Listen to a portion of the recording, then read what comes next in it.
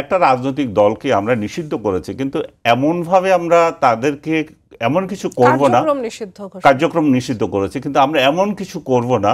কার্যক্রম নিষিদ্ধ মানে কি, তার কথা যারা বলে তাদেরকেও তো জেলে দিয়ে দিচ্ছি। এখানেও তো গণতন্ত্র বলে কিছু নাই। সো আপনি যখন এমন একটা পরিস্থিতি তৈরি করবেন, তারা তখন জঙ্গিবাদে চলে যাবে, জঙ্গি রাজনীতিতে চলে যাবে, তখন ধ্বংসাত্মক রাজনীতিতে চলে যাবে।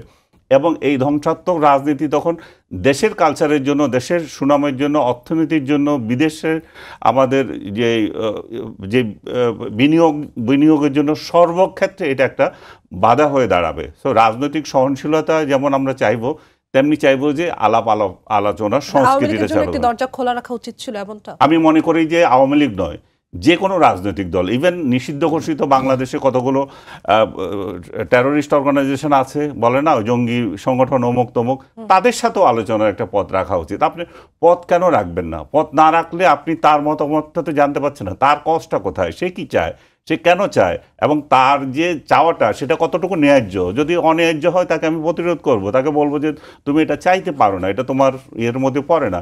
সে আওয়ামী লীগ হোক আর যে রাজনৈতিক দলই হোক।